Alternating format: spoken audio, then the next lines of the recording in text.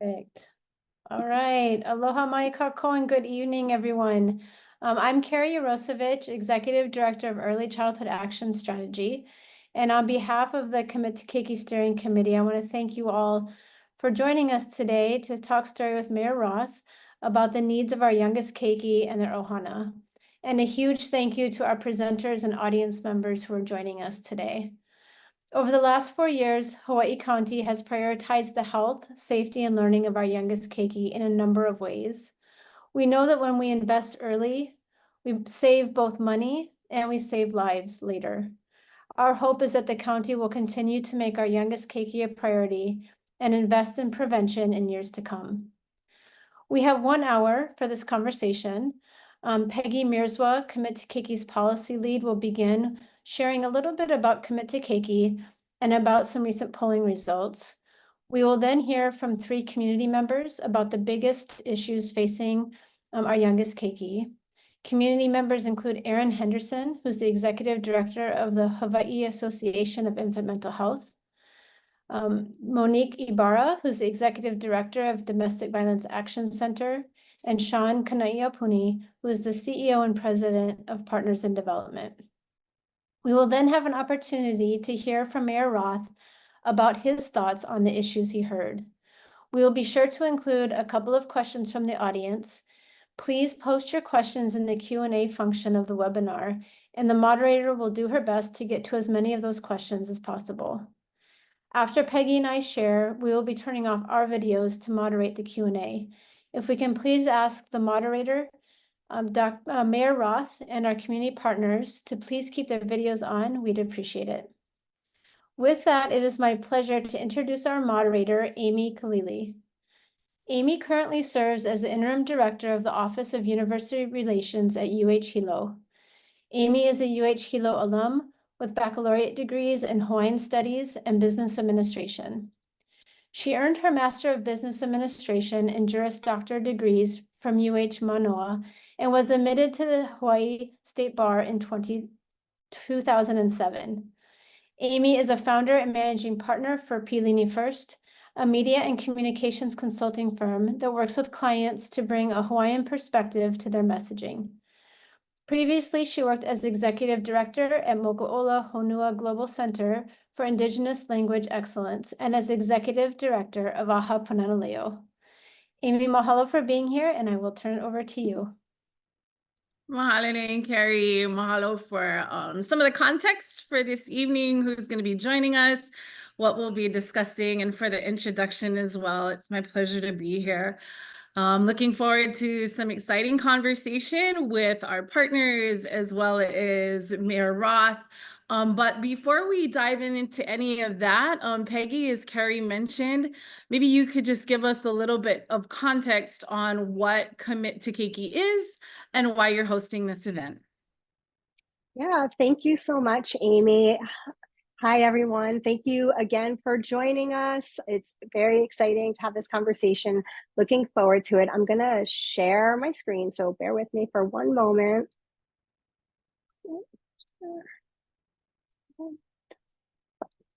Okay, there we go. So Commit to Keiki, that is the reason we are here. We are all committed to Keiki and our community, so thank you for your dedication. And our organization, it's a statewide, nonpartisan, public-private collaborative that ensures, that works to ensure a brighter start for our youngest keiki and their families. It's led by a diverse steering committee, and that committee is public, private, government, non-government. It really does have such an awesome view, very rich and deep. So I'm thankful for them, very much so. It's their mission to increase Hawaii's investments in its youngest keiki by collaborating with elected officials and serving as a trusted partner and reliable resource for information on issues related to our youngest keiki and their families. So we work in these 3 areas. These are the 3 priority areas that have been identified by the group. It's early childhood mental health, family violence prevention and intervention, as well as childcare and early learning. And these 3 areas are really integral to each other, and they they function best when they're all functioning really well and being supported by our communities. And this is sort of just a visual for folks who prefer the visual. You know, Commit to Keiki makes connections. And then through those connections, we try to uplift investments in those three areas: early childhood mental health, family violence prevention, childcare, and early learning. So as we go forward this evening, we're going to hear more from our partners in those three areas, which will help to frame this conversation a bit more. And, you know, our voters agree as well. There was a ward poll done of voters in Hawaii County, as well as from Oahu, City and County of Honolulu. And we found that 71% of voters prioritize publicly funded services such as childcare and family violence prevention. And that 9 in 10 voters expressed that Keiki-focused state programs are important for the next elected leaders to prioritize. 77% of Hawaii Island voters are more likely to support candidates who prioritize childcare in their county budget. So as you can see, very much voters are aligned with uplifting the well-being of our youngest Keiki and their families. And these were just some comparisons I wanted to share very briefly, but you can see that as time goes on, there is more and more support in these areas, you know, so people are asking for us to be engaged on this. And this is the likelihood of the candidates. It's really quite telling. So with that, I am going to stop sharing and end my show. And, you know, I hope that helped everybody to think about this conversation a little bit more, and I will send it back to Amy. Mahalo, Peggy, for that insight, for some of that data that points to how critical this issue is to the community and to voters. Thank you again. And as Carrie mentioned early on, we are fortunate to have some community partners with us this evening who can better frame the direct impact that programming is having in our communities. And so first, it's my pleasure to introduce Erin Henderson, the Executive Director of the Association of Infant and Mental Health Hawaii, who's going to share some insight on the priority area of early childhood mental health. Erin?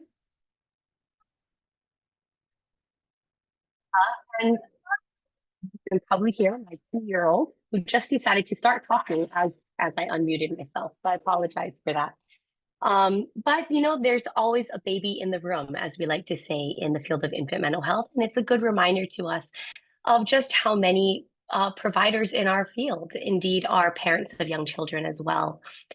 So I just wanted to mahalo you for your time, and I'm very thankful to get to speak with you. I got a chance to see you at the Hawaii Island Early Learning Conference a few weeks ago, and I was just so happy that that there was representation and prioritization, I should say, of early childhood learning for your office. So thank you for being there. I know it meant a lot to the people who were there.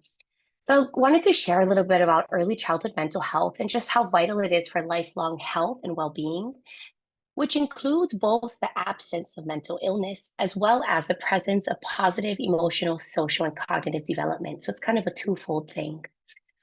Early interventions that promote healthy attachments, emotional regulation, and resilience significantly impact children's developmental trajectories. It really impacts their ability to have some of the skills that we hope that they have by the time they enter kindergarten, as well as lifelong success. So recognizing and addressing the effects of trauma is critical. Providing supportive environments where children feel safe and understood truly help to mitigate the long-term impacts of adverse early childhood experiences, Community resources like mental health support and parent education programs all play a key role in fostering early childhood mental health. So that's why we really are hoping to look at mental health as a foundation for and integrate it within other programming, because truly mental health impacts us in so many different ways. So an example of this, early childhood mental health is supported by equitable access to high quality childcare and education and early learning settings. This is crucial for fostering social emotional development in a healthy way. So these settings, when are able to provide a solid foundation when childcare providers can be trained to recognize and support the emotional needs of infants and toddlers and implement programs that promote positive interactions, of emotional regulation and social skills. And those are the things that we all hope that children have for life, for school and for life. Preventing family violence is also essential for the well-being of infants and young children. Exposure to violence can severely impact and disrupt healthy attachment and development, lead to a range of emotional and behavioral challenges. And so ensuring that the family unit is healthy and stable is also very important to establishing mental health in our young children. And the mental health of young children is impacted through their day-to-day interactions. Children spend their time in care, in learning centers with Ohana, and it's imperative that we uplift all of these areas that work together to create safe environments for children to thrive, free from fear and free from instability. And ultimately, this benefits the mental health of the entire family unit. And these children, wherever they are, right, they become adults. And so we do know that the children are our future. And so investing in their mental health at a young age is really important to having healthy mental health as you grow older in life. Mahalo. Mahalo, Erin, for that insight and emphasizing the importance, as you said, of mental health, even in the youngest of the members of our Ohana. Mahalo again. And now I'd like to introduce Monique Ibarra, who's the Executive Director of the Domestic Violence Action Center. And Monique, if you could share some insights, some thoughts on the priority area of family violence prevention and intervention, we'd appreciate it. Monique? Aloha, thank you. Aloha again. Thank you for having me this evening. Glad to be here. You know, John F. Kennedy said children are the world's most valuable resource and its best hope for the future. And unfortunately, too many of our children are experiencing family violence in their homes. In homes with domestic violence, children are negatively impacted at all stages of their development in the key areas of life: physical, mental, behavioral, and relational. Trauma from childhood adversities including domestic violence can impact children's bodies as well as their minds. According to the Office on Women's Health, more than 15 million children in the United States live in homes in which domestic violence has happened at least once. These children are at greater risk for repeating the cycle as adults by entering into abusive relationships or becoming abusers themselves. For example, a boy who sees his mother being abused is 10 times more likely to abuse his female partner as an adult. A girl who grows up in a home where her father abuses her mother is more than 6 times as likely to be sexually abused as a girl who grows up in a non-abusive home. Children who witness or are victims of emotional, psychological, or sexual abuse are at higher risk for health problems as adults. These include mental health conditions such as depression and anxiety. They may also include diabetes, obesity, heart disease, poor self-esteem, and other problems. Many children exposed to domestic violence in the home are also victims of physical abuse. Children who witness domestic violence or are victims of abuse themselves are at serious risk for long-term physical and mental health problems. Children who witness violence between parents may also be at greater risk of being violent in their future relationships. There may be a misconception that a baby in the womb can't be impacted by violence a mother faces during pregnancy, but research points to a strong correlation between abuse of a mother during pregnancy and trauma symptoms in babies after birth. These include nightmares, startling easily, being bothered by loud noises, or physical contact, among others. Moms facing domestic violence before and during pregnancy are also up to 6 times more likely to develop postpartum depression, which negatively impacts health and parenting outcomes, as well as triggering cognitive and behavioral problems in children. According to the Hawaii State Coalition Against Domestic Violence, their report, survivors of intimate partner violence report that they needed the following services as a result of abuse that they had experienced. They needed medical care, community services, legal services, victim advocate services, housing services, and immigrant services. Prevention is a necessary component to the solution of ending family violence in our communities. What does prevention look like? It's about increasing public awareness through media, schools, community activities, and legislation, increasing education about childhood family violence, and sharing the impact of domestic violence on children will aid in decreasing it. There needs to be continued support of emergency shelters and related assistance for victims of domestic violence and their children. Life-saving services, including crisis hotlines, counseling, programs for underserved communities. There also needs to be an increased amount of trauma-informed mental health help. Family Violence Prevention and Services Act states prevention includes supporting local and community-based domestic violence programs, such as technical assistance when addressing emerging issues such as trauma-informed care, the co-occurrence of domestic violence and child maltreatment, culturally specific domestic violence services, and effective interventions for children exposed to family violence. Prevention also includes affordable housing, greater access to healthcare, and greater access to legal services. Prevention of family violence is important because it strengthens relationships and reduces conflict.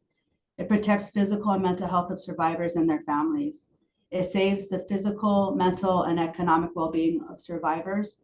It prevents harmful effects on children who witness violence, and it has long-term social and economic consequences, and our children are worth it. Thank you. Mahalini, Monique, some of that is so important. It's hard to hear some of that, but so important that we do hear it and are reminded of that and how important that is. Thank you so much. Mahalo. And finally, joining us again, as she was with us for our previous discussion, is Dr. Sean Malia Kanaiaupuni. She's the president and CEO of Partners in Development Foundation. And Sean's going to share with us a little bit of insight on the priority area of childcare and early learning. Sean?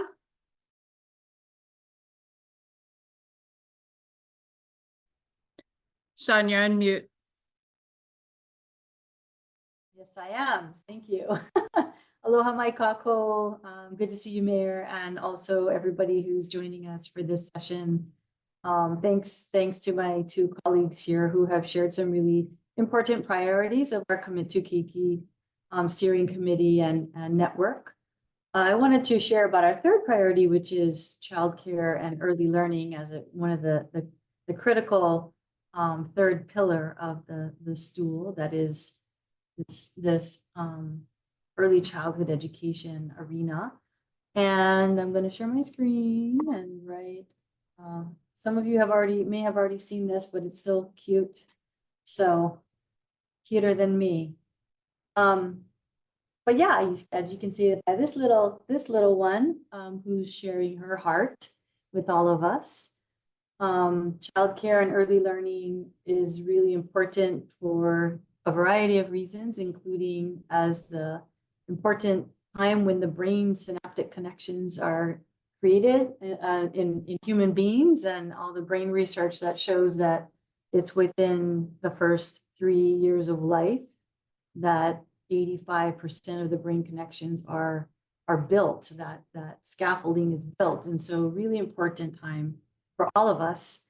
And across the state, we have family-child interaction learning programs that join with childcare providers, providing multi-generational education, uplifting and empowering families to be first teachers in children's lives, and also strengthening communities so that they can get back to work and lead productive lives, provide for their families.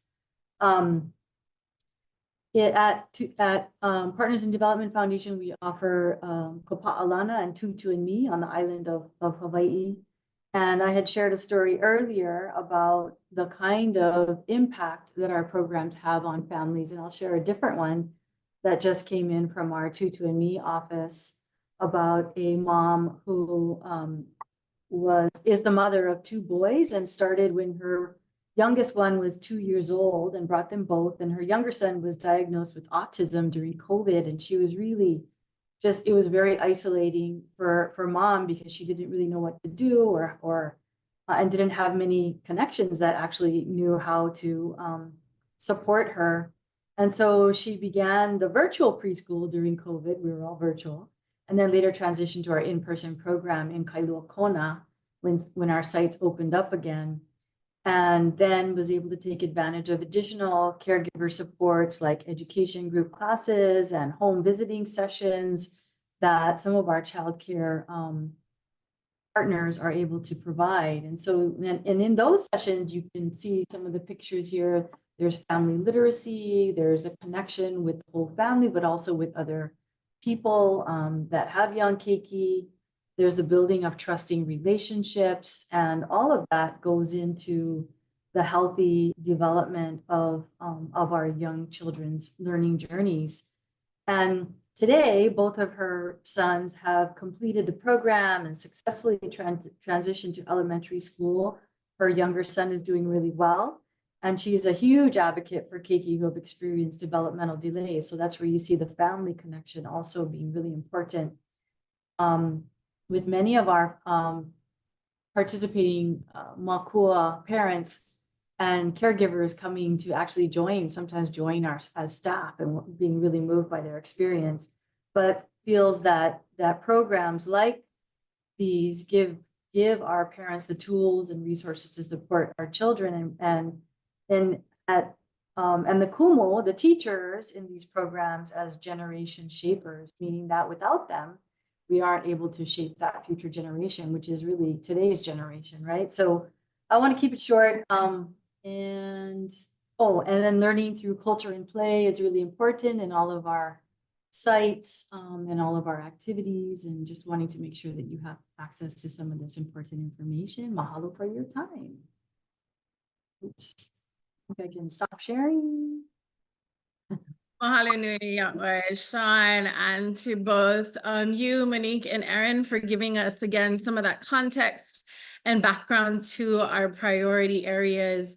And now, without further ado, I want to jump into, I think, one of the the main reasons why we're here this evening, and that's to be able to hear from our candidate.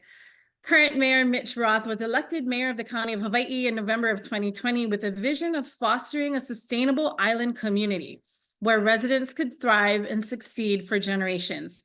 Since taking office, Mayor Roth has championed sustainable efforts island-wide, including pushing for energy resilience and independence, and investing heavily in infrastructure repair and maintenance.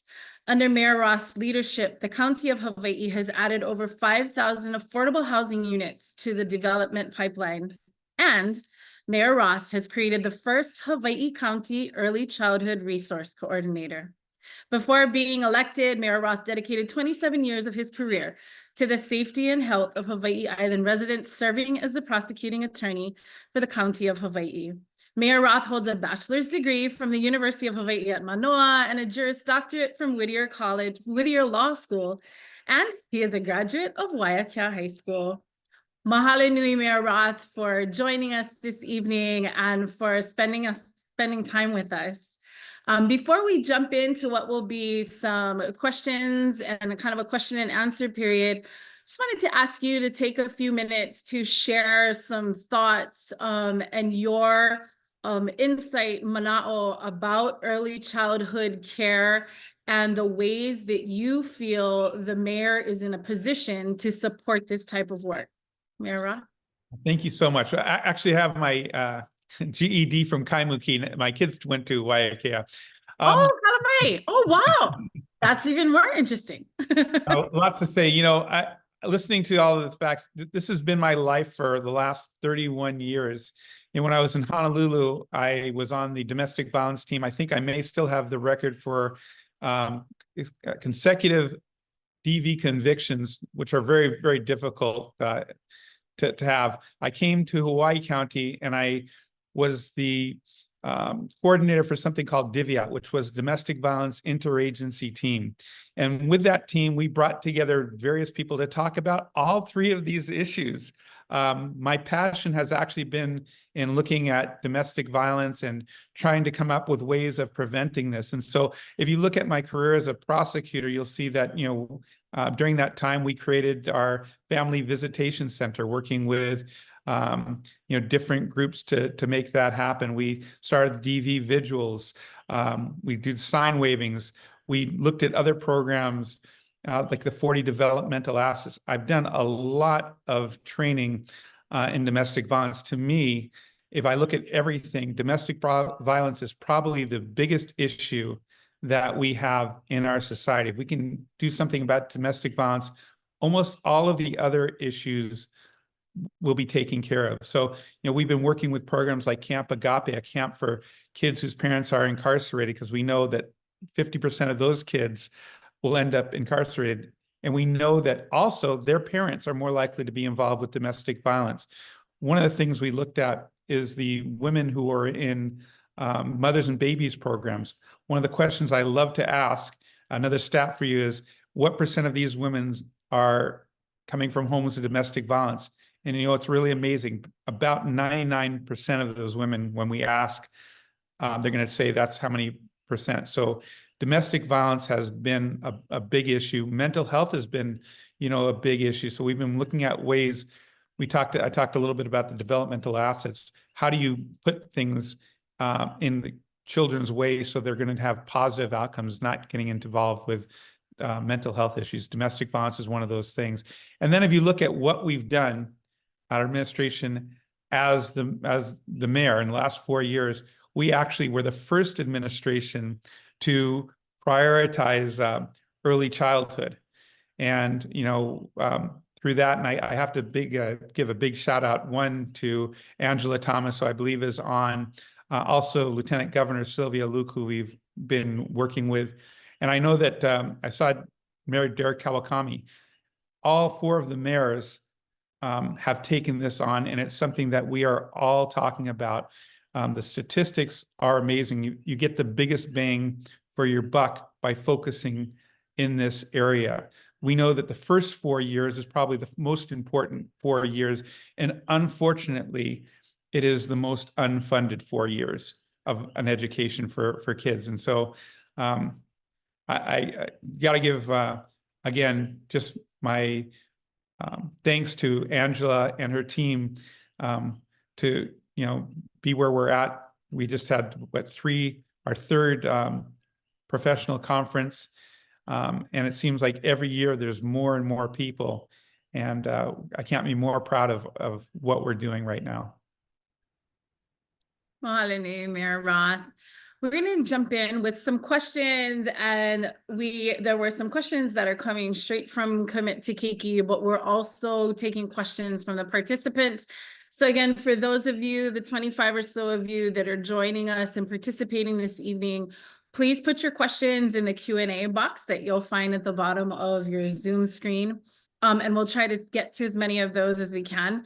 But just want to start out, Mayor Roth, with a question about, I think, Kuleana parameters, if you will. We know that there are jurisdictional issues, so to speak, regarding the types of support that are available and can be provided for early childhood programming, whether that's on a federal level, state level, and of course on a county level. Given that, however, what do you see is the county's role, and what are those areas that the county can and should be contributing to early childhood care and programming?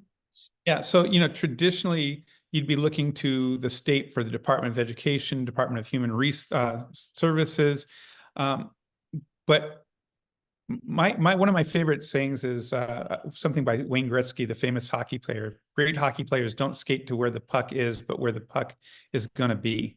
And we know that if we look at prevention, that we're much better off going into the future. We can actually make a difference in, focusing here. And that's why we've prioritized early childhood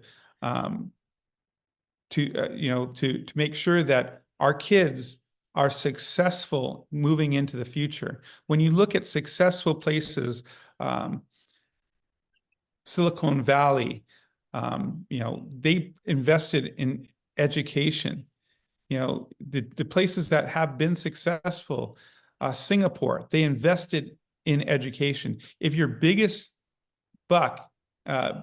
kick for the buck is in the first 4 years, we need to be working together, but we are not it. We're just part of it. We need to bring other people. We need to bring our nonprofits along. We need to bring our faith community along. And, if you look at what we've been doing for this last 4 years, and even as my time as prosecutor, that's what we've been focusing on.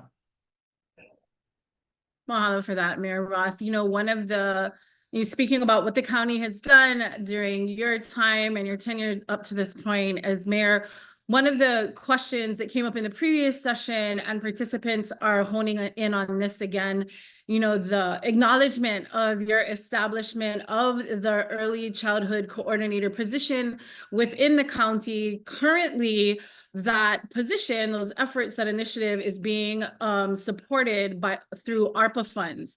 And so I have kind of like a two-part question. The first part is, evidently there was a drastic decrease in the amount of those ARPA funds that were made available from 14 million, and one of the participants has said it went down as far as 4 million.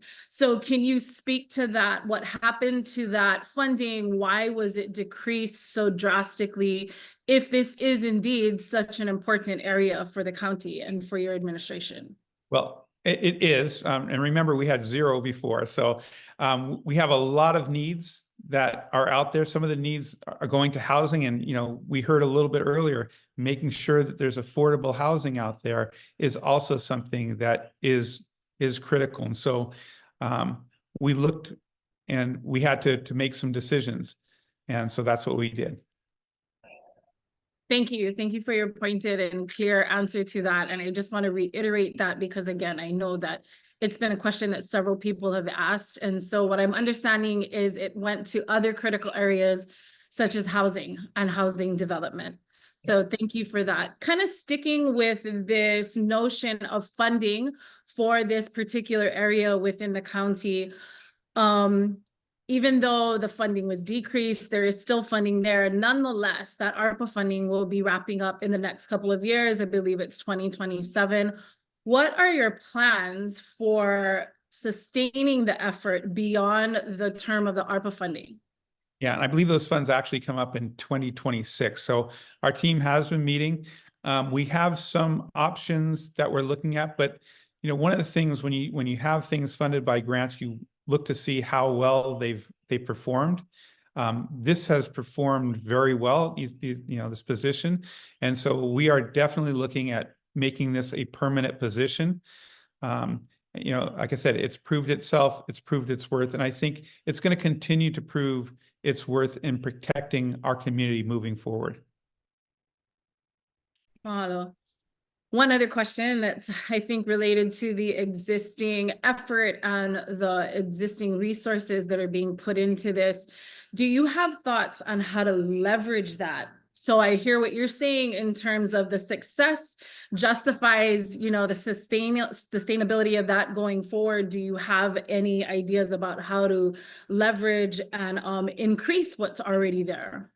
Yeah, I think one of the things when you look at funding, you look at what other funds are out there. You look at your philanthropists. I see Selma Gandhi is on. I know that we have like this Sketsky's Foundation. There's other people that, when you have a successful program, it's easier to get funds and, use that as leverage.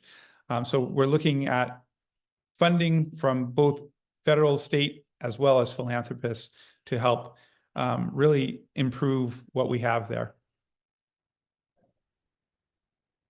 Thank you again, Mayor. I'm going to kind of shift gears a little bit from the existing resources that were put into the early childhood coordinator function, position, and initiative, and kind of shift towards access. How do you plan to increase access to affordable childcare options in the community, particularly for limited income families? Yeah, I think one of the things is we've already started doing. We've started, with our conferences, our professional development conferences. So we need to have a workforce and we need to have people who are able to get licensed. And so we've been having these conferences. We've been bringing people together. I think that's one of the things that's looking really good. We've partnered up with Chaminade University to help get some, I want to say, scholarships to some of these. We've also started talking to different groups outside of government. We've talked to, for example, the tourist industry. We've talked to banks. You know, a couple of weeks ago, Mayor Kawakami, Mayor Blangiardi, and I were meeting with a bunch of businessmen, and we actually made a pitch to them on why it's important for them to help fund early childhood development. And so we're looking at going to different places to make sure that people put up, you know, one of the problems we have right now is it's difficult to find people to work. And so part of the sales pitch that we made to some of our top executives in the state were that if you want people, you want to be able to retain people, one of the things is making sure that people have a place where their kids can go. The price of childcare right now is exorbitant. It's unaffordable for a lot of people. We're also looking at finding ways to fund some of our different childcare centers. Well, one of the questions, well, comments and question that came in from the participants has to do with kind of a more brass tacks technical issue in terms of facilities and new childcare facilities, preschools that are in the pipe, perhaps, that are trying to be opened. And evidently there's some challenges with the Department of Public Works and the ability to navigate that process. And so the participant is asking, do you think supporting early childhood programs could include collaboration with DPW? Yes, you know, I think I know who's asking this question. I think for a while there was an issue about making sure that they had their DHS approvals before they went through, before they made sure that they had teachers that were approved.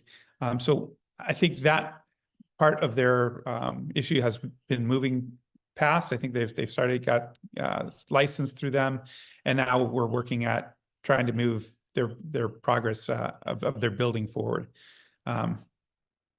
So yes. Mahalo, mahalo. The next, I think, has to do, the next set of questions kind of have to do with your thoughts on direct input from community and community engagement. The question is, how do you plan to get more firsthand input from communities on early childhood issues that need attention? So we've actually done quite a bit here. We started off with some talk story sessions. We've done town hall meetings. Angela and her team has put together an island advisory group. Of course, we've had our conferences where we get a lot of information. We've been working together with the ECAS. On different projects. So we get information there. We've reached out to philanthropy to help get information. So we've actually been getting a lot of information from a lot of groups. And as I said earlier, you know, the mayors, as well as the governor and the lieutenant governor, we've been having some really great conversations in this area. And, you know, it's pretty exciting when you hear different ideas coming from different counties. For example, for Kauai, building a school on campus. I think that's really exciting. It's like, oh, I wish I thought about that idea, but you know, it gives us something to aim for as well. Wonderful. This is also a question that actually came from our previous session that might be a little bit overlapping, and maybe you spoke a bit to this in your just the response that you gave, but maybe you can elaborate on this a little more. And the question is, how do you intend to engage with local organizations and specific partnerships, perhaps, in order to kind of leverage, again, the opportunities that are there and to focus on areas particularly such as early intervention to create a comprehensive family support system? Yeah, you know, this is something that I've actually been working on for many years. I talked about the DVIAT, Domestic Violence Interagency Team. Then there's another group now that the prosecutor's office has. I know that Angela and her team have been reaching out. So this is something that I think Hawaii Island in particular working with our nonprofits, working with each other, different agencies. I think we do particularly well here. And I think we've done particularly well for many years in this area because, you know, we've set up the system to do it. You know, we talked about some of the trainings. When we do a training, for example, when the prosecutor's office does a training on trauma-informed care, at least when I was prosecutor, we would invite other agencies to be part of those trainings as well. Nice, thank you. The next area we're going to jump into has to do with, I think, some of the priority areas or more of the priority areas that were addressed earlier. And one specific question is, how would you support the hiring of mental health specialists to work directly within early childhood programs? Yeah, that's a great question. Right now, the county does not have any mental health specialists working for them, as you know, in this area. We do have a request for proposals that is, I believe, out right now, looking at early childhood mental health, focusing on mental health and suicide issues. We are also have a RFP that's out for request for proposals out for a mental health treatment center. And I think that will be awarded within the next couple of weeks, where we actually bought or are leasing a building, and the agency that is, you know, bidding on this will take over. And so they'll have 24-hour services. You know, one of the things that Hawaii County has also done is we've looked into the area of homelessness, and we've actually put our money where our mouth is. Again, oftentimes the homeless agencies, whether you're talking about homelessness, mental health, drug treatment, most of the times, you know, they're looking to the federal, state government and philanthropy. We did something different in this administration. We put out, I believe, $10.5 million this year, $9 million last year to different agencies working in the area of homelessness. And, you know, it's not just housing. Mental health is huge. It's also not just about the adults being homeless. We have a lot of family members that are children who are going through this. And so the more support we can give, the less trauma we're going to have in other places. One of the suggestions and also questions that came from the participants kind of dovetails with that in terms of perhaps an approach to addressing some of these issues. And the question is, do you think parenting classes, training classes of sorts for parents, teachers, and grandparents of all ages are essential? And if so, what do you think can be done? What can the county do to support such programs? Yeah, I'm kind of laughing. About 25 years ago, I took a educator class for something called the Parent Project, where we were teaching parents, and some of you may have remembered that program. And so one of the things we did at the prosecutor's office, we actually had some of those trainings through the prosecutor's office for people who were there. So I think it is important. I learned a lot as you know, an educator, as a teacher in that. The more we can do to help our young people, the better. And so I don't know if there's any grant funding to do that. That may be something that we could look at. I don't have any funds set aside for that, but you know, one of the things the county can do is work together with nonprofits who are doing it and give locations, give referrals and things like that.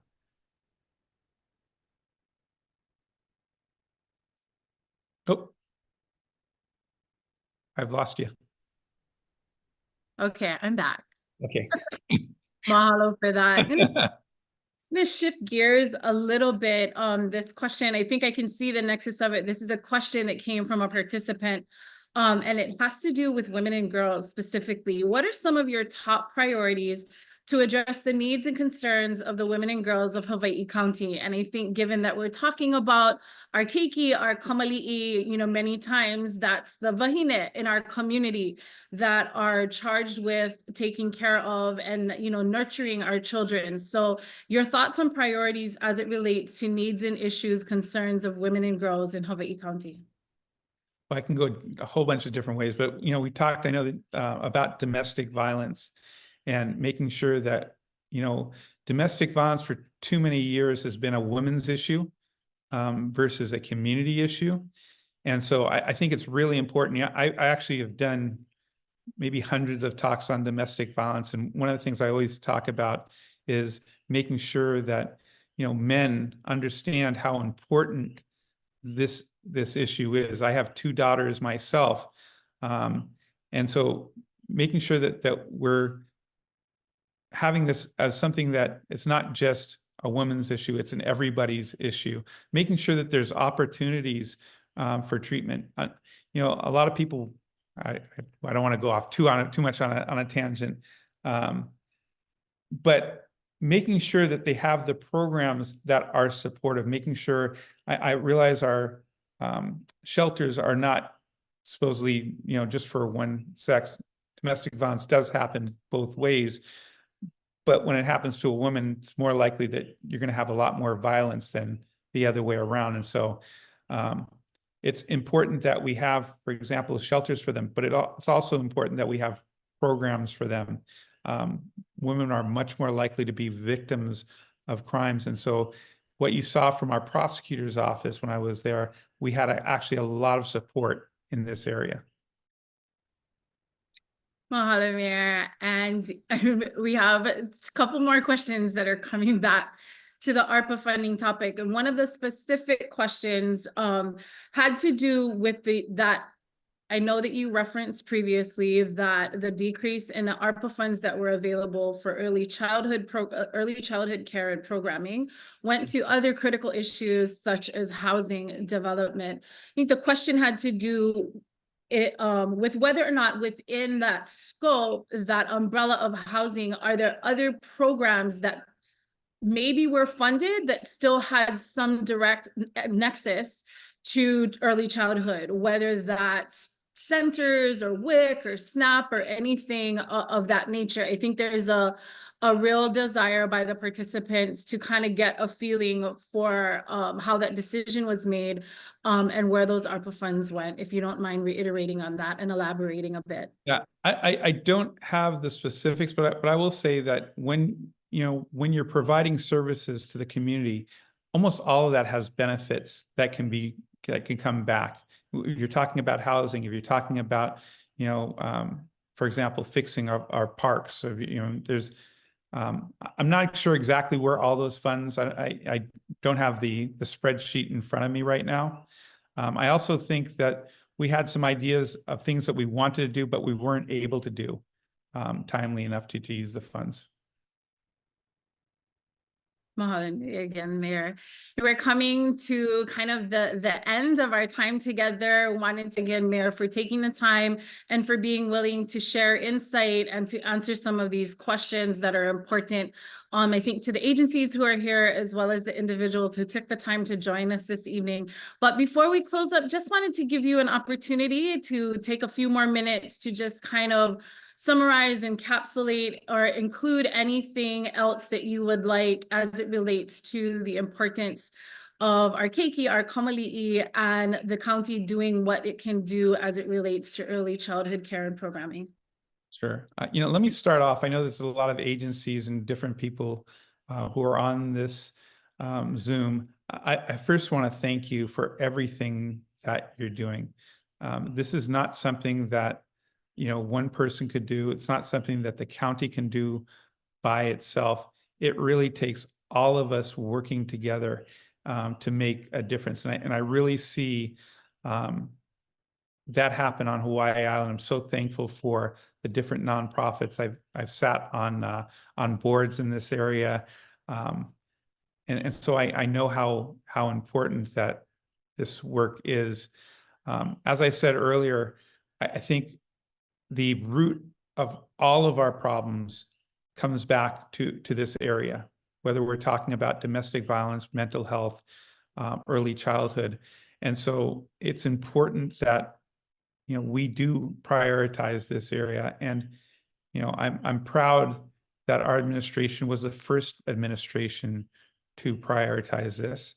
And I'm proud to say that if elected again, we're going to continue to prioritize this. It's easy as a candidate to make a lot of promises, I've heard of a lot of promises, and oftentimes it's what people want to hear. I believe it's better to tell the truth. And having the track record through my entire career in this area, I think that speaks volumes of where my heart is when it comes to our children. So I just want to thank all of you for this opportunity to be here with you. And again, thank you so much for everything that you're doing for our keiki and for our community. Mahalo again, mahalo nui yaʻoe, Mayor Roth, for your time and spending this time with us this evening.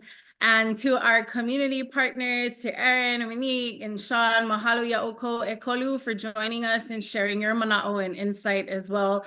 And also for the 20+ people who are still here with us on Zoom, thank you for your time as well. And mahalo yaʻoe, Peggy, Carrie, for having me this evening. And Carrie, I'm going to toss it back over to you for some closing thoughts this evening. Sure. Mahalo, Amy, and mahalo, Mayor Roth, for all of your comments, for your commitment over the last 4 years for early childhood. I wanted to elevate a few things that I heard you say. One is I just want to mahalo you for speaking to all 3 priorities. Very appreciative of seeing the whole child approach and whole family approach. The importance of men being part of the solution for domestic violence, and how critical they are as partners.